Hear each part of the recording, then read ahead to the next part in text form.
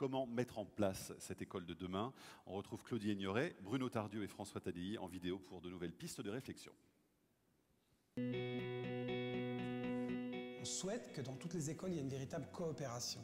Quand on pense que les enfants les plus doués sont retardés par les autres, c'est faux. Toutes les études de l'OCDE montrent que les pays pour lesquels l'école va mieux pour tout le monde, c'est les pays qui ont des pédagogies de la coopération. Il faut que les parents de milieux aisés arrêtent de vouloir isoler leurs enfants, les enfants défavorisés.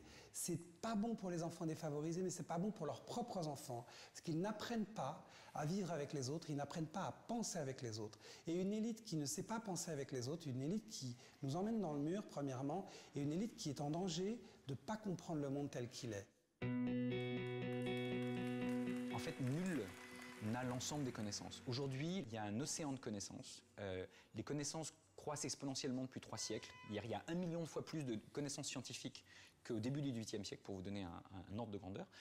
Et donc, clairement, plus personne ne peut tout savoir. Par contre, pour avancer sur un projet donné, on a besoin de plusieurs de ces connaissances et on ne peut pas tous les connaître. Et donc, on doit travailler avec des gens qui ont des connaissances différentes des nôtres et qui vont nous aider pour qu'ensemble, on puisse apprendre à faire ça. Et donc ça, les enfants peuvent l'apprendre très tôt parce qu'ils peuvent apprendre à collaborer parce qu'en fait, ils peuvent très vite se rendre compte qu'ils ne savent pas tous la même chose sur les mêmes choses. Et donc, l'enseignant peut contribuer à canaliser leurs échanges et à leur faire construire et explorer des connaissances. Enseigner, est-ce que c'est le bon mot? Peut-être faut-il se dire, voilà, aimer apprendre, aimer être curieux, aimer découvrir, aimer explorer. Alors ça peut se faire à l'école, bien sûr, mais il y a des tas d'autres endroits où ça peut se faire aussi. Moi, je vais vous parler de mon expérience personnelle. Je suis aujourd'hui présidente d'Univers Sciences, un centre de sciences, palais de la découverte, cité des sciences et de l'industrie, et je travaille de façon très proche avec l'éducation nationale, en synergie, en complément. Il y a des choses qu'on peut faire à l'école, d'autres choses qu'on ne peut pas faire. Il y a des formes de liberté, il y a des formes de curriculum à mettre en place qui sont possibles d'un côté et de l'autre. Des expérimentations peut-être plus faciles dans l'innovation pédagogique à mettre en place dans certains endroits. Donc voilà, c'est cette complémentarité et qui me permet à moi d'explorer des pistes un petit peu nouvelles. Apprendre en jouant. Donc le jeu, c'est important. L'ouverture à ce questionnement incessant. Faire confiance aux jeunes et les laisser participer à l'élaboration de certains débats. Jouer à débattre, par exemple, c'est important. Dans une société où on veut avoir des citoyens responsables, informés, acteurs de leur propre avenir. Donc le jeu, la curiosité, pas les réponses toutes faites, l'expérimentation, être dedans, l'investigation. Et puis moi, je suis très en faveur de tout ce qui est ces projets collaboratifs. Il doit y avoir beaucoup de projets qui permettent au quartier et à l'école d'être fiers ensemble. Il y a beaucoup de lieux où ça se fait et les résultats sont absolument extraordinaires. Des projets de qualité pédagogique où le quartier s'implique avec l'école et l'école avec le quartier. Ça veut dire des grands projets, souvent des projets culturels, des projets de qualité. Donc la pédagogie du projet où les enfants, les adolescents, les parents peuvent s'impliquer ensemble dans quelque chose de passionnant. On apprend en créant, on n'apprend pas seulement en écoutant. En Inde, il y a une institutrice qui a pris sa classe et qui est allée dans la rue et elle leur a dit cherchez des problèmes que vous pouvez contribuer à résoudre. Les enfants avaient 8 ans. D'accord ? Et ils ont dit, ah bah tiens, on devrait améliorer les passages cloutés pour les rendre plus faciles à repérer par les enfants parce qu'autrement, ça peut être dangereux pour eux. Donc très bien. Ensuite, elle a fait ça au niveau de toute son école. Et puis ensuite, ça a été fait au niveau de toute sa ville. Et puis ensuite de toute sa province. Et puis ensuite de toute l'Inde. D'accord ? Et maintenant, c'est en train de passer par le monde. Et c'est des enfants qui sont impliqués dans la société et qui se sentent acteurs, citoyens, dès le plus jeune âge. Et donc ça, c'est exceptionnel. Parce que les enfants qui ont contribué à ça à l'âge de 8 ans, je ne sais pas ce qu'ils feront plus tard, mais je sais que ce sera forcément intéressant. Donc en fait, les nouvelles technologies peuvent apporter des nouveautés dans la classe. Et ce qui se passe souvent, c'est que l'enseignant connaît moins bien ces technologies que ses élèves. Ce que l'enseignant sait mieux que l'élève, c'est comment gérer le flux d'informations, comment avoir un regard critique sur cette technologie, qu'est-ce que ça veut dire qu'apprendre avec cette technologie. Et donc s'ils acceptent de collaborer ensemble, où l'enseignant apporte ses métacompétences, cette capacité à gérer ces flux d'informations et à en extraire de la connaissance, et les élèves apportent éventuellement des connaissances de différentes technologies, alors les technologies peuvent effectivement apporter le monde dans la classe. Et ça, c'est absolument une rupture forte, parce qu'au lieu d'apprendre uniquement dans un livre, on peut apprendre en interaction avec le monde, on peut apprendre en communiquant avec le monde. Par exemple, on peut apprendre des langues directement sur Skype avec d'autres élèves qui sont à l'autre bout de la planète. Mais même s'ils sont simplement à l'autre bout de la France, on peut échanger sur le fait qu'on n'est pas dans la même géographie, qu'on n'est pas la même météo, qu'on n'a pas... Et donc on peut apprendre plein de choses. Nous demandons dans notre plateforme que 2 fois par an, parents-enseignants se rencontrent pour parler des progrès de l'enfant. Moi, j'ai été 10 ans aux États-Unis, je peux vous dire que les enseignants me parlaient des progrès de mes enfants. En France, ils me disaient « Oh, j'ai pas besoin de vous voir, il n'y a pas de problème ». Comme quoi, les rencontres parents-enseignants seraient uniquement sur les problèmes. Ça, c'est totalement catastrophique. Les parents ont envie d'entendre qui sont leurs enfants, ils ne savent pas tout sur leurs enfants, que l'enseignant peut les éclairer sur leurs enfants, les enseignants peuvent être éclairés par les parents pour que l'enfant prenne ses responsabilités et grandisse.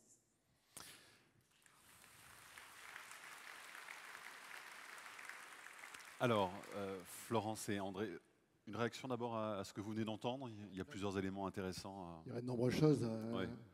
On peut les apprendre dans l'ordre, par exemple. Par exemple, la meilleure façon d'apprendre, c'est d'enseigner à d'autres. Donc, permettre aux enfants d'enseigner à d'autres quand tu es des bons élèves, c'est encore donner des potentialités supplémentaires. Vous voyez. Ça, c'est une piste, par exemple. Qu'est-ce que je pourrais dire? Par exemple, on a évoqué la question de la technologie. On n'a pas assez encore utilisé la télévision. Alors je sais que les parents râlent quand les enfants travaillent à la télévision, mais c'est un magnifique outil la télévision. Par exemple, moi je travaille beaucoup dans les banlieues avec des jeunes en difficulté et je leur apprends à lire grâce à la télévision. Parce que l'obstacle, c'est pas la lire, c'est le sens de lire. Et donc en jouant par exemple à la télévision, en lisant parce que les sous-titres, ou en travaillant sur un prompteur par exemple, ça leur donne envie, ça donne du sens à la lecture par exemple. Je les fais travailler par exemple sur les sitcoms. Pourquoi? Simplement pour comprendre la structure d'un sitcom, comment c'est fait. Et à partir de là, on peut passer ensuite aux pièces de Racine, de Molière, par exemple. Voyez, c'est donner du sens aux choses. Donc la télévision, c'est aussi un aspect qui serait intéressant à prendre en compte. Puis évidemment, le rôle des parents. Les profs, généralement, se méfient des parents, alors que les parents, c'est une source inépuisable de matière qu'on peut faire entrer dans la classe. C'est beaucoup revenu, hein, ça, pendant toutes les discussions. Dans mes travaux, par exemple, quand j'étais prof, je faisais toujours venir des parents qui ont des compétences que l'enseignant n'a pas, qui peut être un apport, si vous voulez. Donc il ne faut pas avoir peur des parents. Je sens que demain matin, dès lundi, tout le monde dans les classes. Hein, ça va... Seulement, c'est une autre culture à faire, et ça passe par la formation des enseignants, là aussi. On n'apprend pas aux enseignants à parler aux parents, par exemple. On n'apprend pas aux enseignants à recevoir les parents. Florence Rizzo, sur ce que vous venez de voir. Moi, j'aimerais bien... Enfin, je rêve d'enfants colibris. Tiens, qu'est-ce que c'est? Donc, je vous raconte la petite histoire, certains peut-être la connaissent. Donc, c'est une légende amérindienne. Donc, il y a un immense incendie de forêt, et puis tous les animaux de la forêt s'en vont en courant. Et puis, il y a un petit oiseau-mouche qui est le plus petit oiseau de la forêt, donc le colibri, qui fait des allers-retours, qui va chercher une goutte d'eau dans la rivière, qui va la jeter sur l'incendie, et ainsi de suite. Il fait des allers-retours comme ça. Puis au bout d'un moment, il y a le gros tatou qui le regarde et qui dit « Mais qu'est-ce que tu fais, colibri? Ça sert à rien ton truc là ». Et le petit colibri qui lui dit « Bah oui, mais moi, au moins, je fais ma part. Je fais voilà. La part du travail. Je contribue, quoi. Et cette idée que voilà, chaque gamin, chaque personne finalement peut contribuer, peut apporter une pierre à l'édifice, peut faire partie en fait de ce mouvement de changement, c'est important parce que souvent on a tendance à se dire que c'est impossible, que c'est trop gros, que c'est trop système, que c'est trop je sais pas quoi. Mais c'est possible. Chacun, on peut apporter cette goutte d'eau du colibri. André Jordan. Il y a un point qu'il faudrait discuter aussi, c'est le problème de la curiosité. On a des enfants à l'école maternelle qui ont plein de désirs d'apprendre, plein de questions. Et on les retrouve progressivement de la scolarité sans question. Leur désir disparaît au cours de la scolarité. Là, c'est une vraie question qu'il faut se poser. Pourquoi l'école fait perdre ce désir, voyez? Alors, il y a plusieurs raisons. Il y a d'abord le problème de la maîtresse qui croit bien faire son travail parce qu'elle répond aux questions. Il y a le problème des programmes où on répond à des questions que les jeunes ne se posent pas. Alors, le savoir, c'est quoi? Le savoir, c'est répondre à des questions. Donc, il faut perdre du temps pour créer ce désir de questionnement, d'interpellation, pour ensuite apprendre des choses. Voyez. Alors là, il faudrait bien évidemment aborder les questions qui fâchent. Je peux maintenant... Ah, mais allez-y. Fâchez-nous un peu, ça va nous faire du bien. La première question qui fâche, c'est l'emploi du temps. Voyez. L'emploi du temps. Cet emploi du temps découpé, y compris dans le primaire, en séquences. Comment voulez-vous motiver un gosse sur un sujet, passer ensuite à l'histoire, géographie, aux maths et revenir au même sujet 3 jours après? C'est anti-motivation. Donc il faut arrêter ce saucissonnage. Donc là, il faut penser l'organisation du temps totalement autrement. Bon. Alors je sais bien que s'il y a des directeurs dans la classe, dans la salle, ils ne vont pas être contents parce qu'ils ne savent plus où sont leurs élèves et leurs profs. Mais là, il faudra penser un peu du temps autrement. Ça, c'est le premier domaine qu'il faut aborder. Il y en aura d'autres après? Oui, bien sûr. Vont nous fâcher. Vous en avez une bonne réserve. Il y a d'autres tabous, mais c'est peut-être des idées folles, mais si on ne change pas ces idées-là, on ne changera pas l'école. Le changement ne passera pas par des moyens, des structures. Le changement passera par un changement de culture.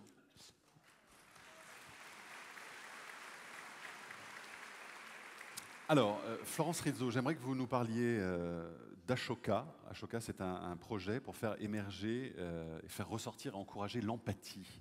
Pourquoi c'est important de travailler sur l'empathie? C'est un vrai projet mondial, hein. On ne parle pas vraiment d'une microstructure qui concernerait que quelques personnes. C'est très ambitieux. Pourquoi travailler sur l'empathie? Alors, l'empathie, c'est un mot-clé, mais c'est pas suffisant. C'est pas suffisant. L'idée, tout simplement, c'est de travailler sur, quand on parlait des intelligences multiples, sur pas seulement l'intelligence logico-rationnelle et langagière, mais sur l'intelligence intrapersonnelle et interpersonnelle. Donc là, ça fait des mots un peu ouf. Mais en gros... On a vu des choses plus abordables tout à l'heure au sujet de l'intelligence multiple. C'est de dire que, au-delà de l'acquisition de savoirs disciplinaires, de savoir-faire, on a besoin de travailler sur les savoir-être, donc sur la capacité de se comprendre, de comprendre les autres, de comprendre le monde, et à partir de là, d'avoir une vision un peu systémique en fait des choses. Et donc ça veut dire se comprendre d'un point de vue émotionnel également. Et donc le travail, c'est d'essayer d'identifier quelles sont les bonnes pratiques au niveau international et de travailler notamment dans les écoles primaires, puisqu'on sait que les choses se figent un peu plus, même s'il y a une plasticité cérébrale tout au long de la vie, les choses se figent un peu plus après l'âge de 10 ans.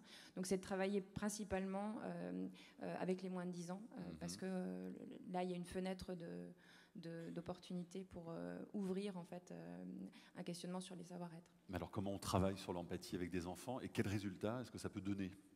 Alors il y a des exemples très différents. L'idée c'est pas forcément que ce soit une discipline de plus, donc je vais apprendre à comment bien me tenir. Mais par exemple au Canada, il y a une pédagogue, une prof qui a commencé à expérimenter un programme qui vise à développer l'intelligence émotionnelle, enfin la littératie émotionnelle. Et en fait, elle introduit dans une classe où il y a des enfants assez violents, une maman et son bébé, avec l'idée en fait de permettre aux enfants de repérer quelles sont les émotions ressenties par l'enfant. Donc progressivement, de repérer la relation d'attachement entre la mère et l'enfant, et également d'essayer d'anticiper quels sont les sentiments en fait, que le gamin ressent. Et donc ils construisent au fil de l'année un vocabulaire émotionnel qui leur permettent finalement de réduire leur niveau de violence, parce qu'ils sont capables de comprendre les émotions qui les traversent, de comprendre celles des autres et du coup d'interagir. Ça crée un climat d'apaisement dans la classe et qui est un terreau favorable à l'acquisition des autres apprentissages. Donc ça, par exemple, ça fonctionne très bien et c'est en voie de réplication dans pas mal d'écoles. Pour bien comprendre, ça veut dire que cette maman avec son bébé, elle est dans la salle de classe toute la journée? Non, ça se passe par moment. C'est des sessions qui sont assez courtes, de 45 minutes. Et c'est une maman ou un papa, d'ailleurs, de la communauté au sens anglo-saxon du terme, c'est-à-dire du quartier, quoi. Et donc l'idée c'est de partager, il y a une sorte de petit rituel, et c'est de partager ce moment avec ce binôme en fait. Donc le résultat c'est la baisse notable de l'agressivité dans la classe. Il y a d'autres vertus à cette expérience?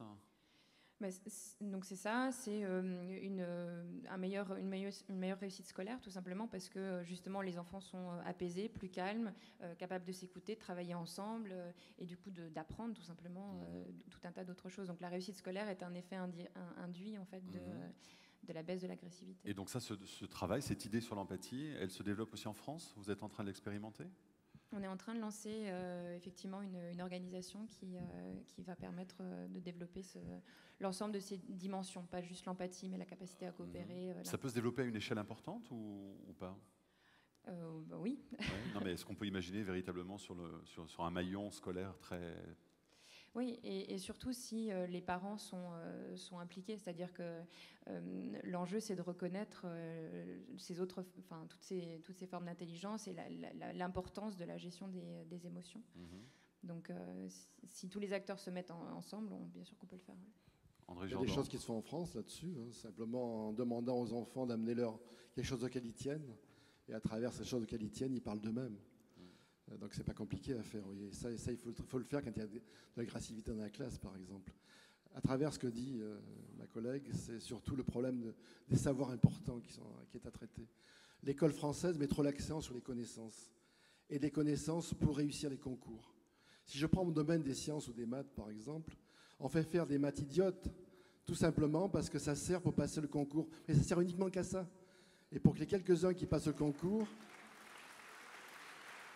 Je vois qu'il y a des répondants dans la salle. Pour ces quelques-uns qui passent le concours, on ennuie tous les autres, si vous voulez. Donc là, il y a une véritable réflexion à avoir. Pas seulement des connaissances aujourd'hui. D'abord, les connaissances seront obsolètes très rapidement. Dans mon domaine des sciences, ça double tous les 6 ans. On ne peut pas doubler le temps scolaire de la même façon. Il y a beaucoup de savoirs qui sont obsolètes au bout de 18 mois. Donc les connaissances, c'est biodégradable aujourd'hui. Ce qui est important... Ça, c'est bien. C'est bon pour l'environnement. Hein. Ce qui est important aujourd'hui, c'est les savoir-faire. Apprendre des méthodes de travail, par exemple, mais aussi des méthodes de pensée. Et là, il y a quelque chose qui est totalement absent de l'école aujourd'hui, c'est la pensée systémique, par exemple. On apprend toujours l'analyse classique, on n'apprend pas à faire des liens, par exemple. Or, aujourd'hui, si on ne comprend pas les liens, on ne comprend pas l'environnement, on ne comprend pas la politique, on ne comprend pas l'économie. Faire des liens, c'est quoi? Je vous prends, par exemple, là, je vous découpe un morceau sur la table. Moi? Oui. Il y a tout de vous, et pourtant vous n'êtes plus là. Ouais. Parce que ce qui fait vous, c'est pas les parties, c'est les liens entre les parties. Vous voyez. Et ça, c'est totalement absent de l'école aujourd'hui. Vous voyez, il y a quelque chose à faire passer. Donc je vais rester sur mon fauteuil. Hein. Donc, donc c'est un type de démarche. La pragmatique aussi est à faire passer. À l'école, on apprend au maximum à résoudre des problèmes. Aujourd'hui, ce qui est beaucoup plus important, c'est poser des problèmes. C'est trouver des solutions alternatives. C'est penser le changement. Le changement, ça ne décrète pas. C'est un beau slogan électoral, le changement. Mais ça ne se décrète pas, un changement, si vous voulez. Donc là, il y a toute une pensée à avoir, vous voyez. On devrait noter les bonnes questions plutôt que les bonnes réponses. Donc là, on pourrait multiplier. Il n'y a pas seulement que des savoir-faire, il y a aussi des savoir-être, être curieux, être créatif, avoir envie de chercher. C'est ça qui est le plus important, plutôt que des connaissances qui vont être obsolètes très rapidement. Moi, quand j'avais mes études, il fallait que j'apprenne à tout prix le basique. Ça me servirait dans ma vie. Le basique, aujourd'hui, je ne vois pas ce que ça sert beaucoup en informatique, vous voyez. Et c'est très souvent ce qui se passe. Vous voyez, donc c'est tout ça qu'il faut penser le programme autrement. Mais ça, le programme ne peut pas se penser en interne.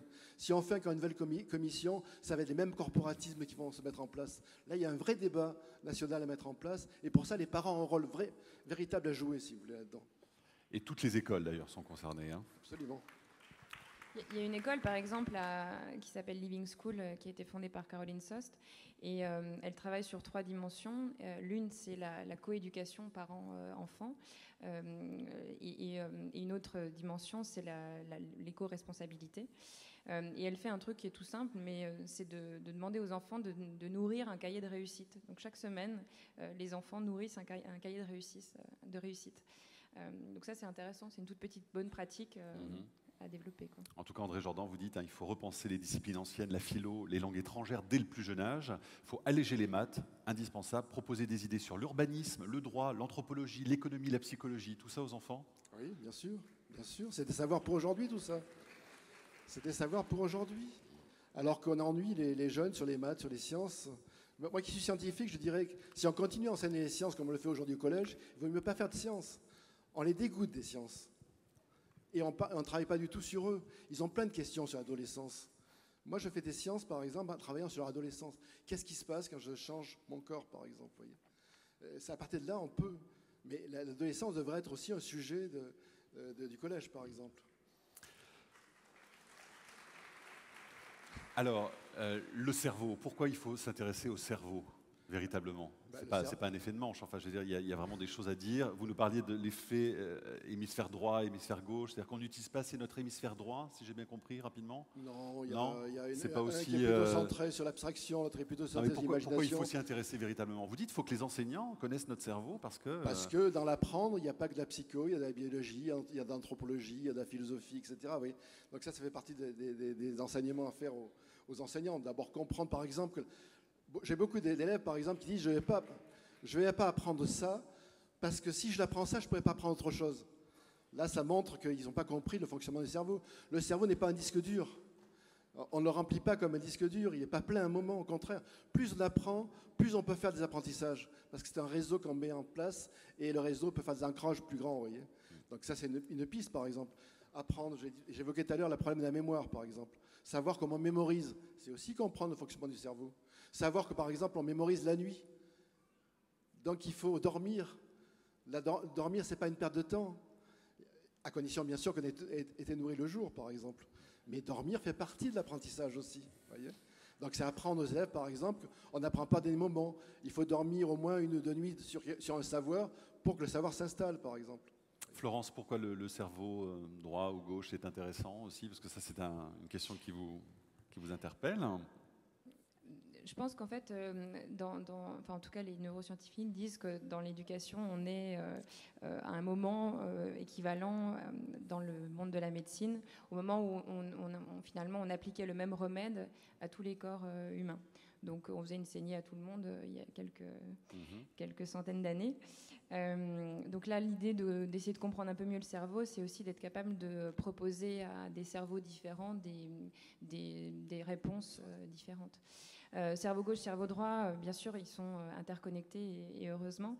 Mais il y en a un, effectivement, c'est plus une métaphore, en fait, pour dire que cerveau droit, c'est la créativité, c'est la capacité à voir les choses en mode big picture, comme disent les anglo-saxons, donc de manière globale.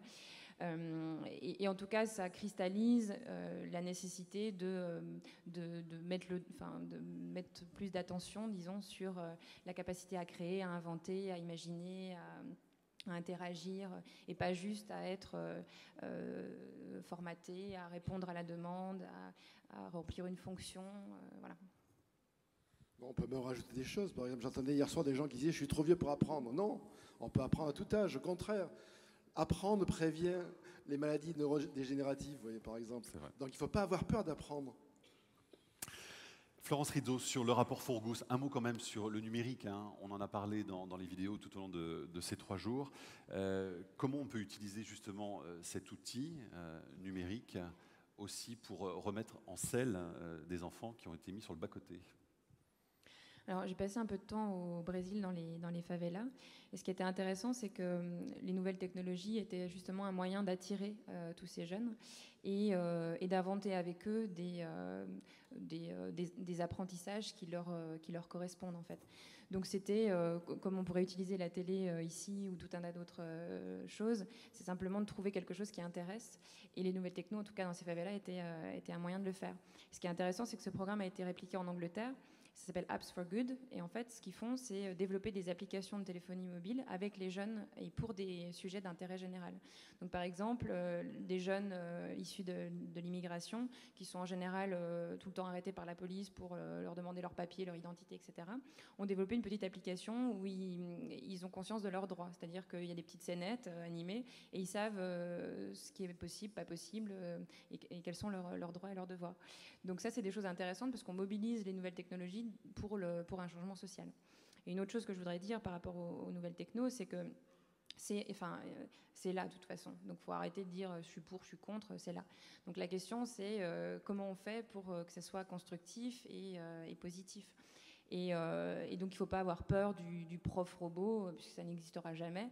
Je trouve que les profs devraient plutôt être contents de se dire tous les apprentissages mécaniques, de la leçon écrite au tableau qu'on va rabâcher, effectivement, ça, on peut l'outsourcer, pour dire un vilain mot anglais, à un ordinateur. Mais et garder du temps humain pour ce qui a le plus de valeur, c'est-à-dire la relation à l'autre, faire progresser l'enfant sur là où il y a le plus de difficultés, ou faire progresser celui qui va vite pour lui permettre d'aller encore plus vite. Donc moi, je vois plus une complémentarité qu'une opposition. En fait. Et alors, vraiment, ce qui ressortait de ce rapport, hein, Forgus, donc le second, là, qui est paru en avril, c'était que le numérique pouvait être un facteur d'égalité des chances. Donc l'idée est forte quand même. À condition que les enfants aient un étape, c'est-à-dire un cartable électronique dès l'école maternelle. Aujourd'hui, dans la mesure où on est condamné à travailler là-dessus, il faut qu'ils aient tous un cartable électronique. C'est pas un problème, ça coûte pas très cher, on peut le faire. Mais non, il y a des conseils généraux qui le font déjà, voyez. Mais à partir de là, ça veut dire qu'on va travailler dessus. C'est pas une panacée, c'est pas spontané. L'outil, il faut l'apprendre. Il faut apprendre, par exemple, aux enfants aujourd'hui à trouver des bons mots-clés, à savoir trier l'information, à prendre du recul par rapport à l'information, de voir qu'est-ce qui est information et qu'est-ce qui est désinformation. Donc tout ça, c'est des apprentissages d'aujourd'hui qu'il faut faire très jeune. Autrement, on est bouffé par la surconsommation d'informations. L'idée de l'iProf, ça vous a plu là tout à l'heure? On a vu cet iProf avec son tableau, il avait beaucoup de mal visiblement. Oui, le tableau électronique, c'est vraiment déjà un outil du passé. Hein. Aujourd'hui, les murs seront bientôt des écrans. Et On puis, sera en réalité augmentée. Absolument. Ouais. D'ailleurs, il y avait deux choses. Hein. Il y avait l'iProf qui était effectivement virtuel et le tableau électronique. Mais aujourd'hui, ce qui est important, si vous voulez, c'est de débarrasser sur le numérique tout ce qui est ennuyé. Tout ce qui est drill, par exemple, apprentissage de règles de grammaire, apprentissage d'exercices mathématiques, ça peut se faire par informatique. Et ça laisse du temps aux profs pour travailler ensuite sur les difficultés des élèves, de travailler sur la personne de l'élève. C'est là que le prof a vraiment son rôle. Je dirais même au niveau des cours, il y a de très bonnes émissions qui existent. Pourquoi ne pas les utiliser? Sur Planète, sur Historia, Discovery. Mais le rôle du prof après, il ne disparaît pas. Le rôle du prof, c'est mettre en perspective, c'est montrer des différences avec différentes émissions, par exemple. C'est faire prendre du recul par rapport aux émissions. C'est voir qu'est-ce qui est information, que je disais, et qu'est-ce qui est désinformation, par exemple. Alors pour terminer, il nous reste 10 petites minutes. Les parents dans tout ça, évidemment, quel message peut-on leur adresser? Je vous propose de retrouver une dernière fois Claudie Ignoret, Bruno Tardieu et François Tadei.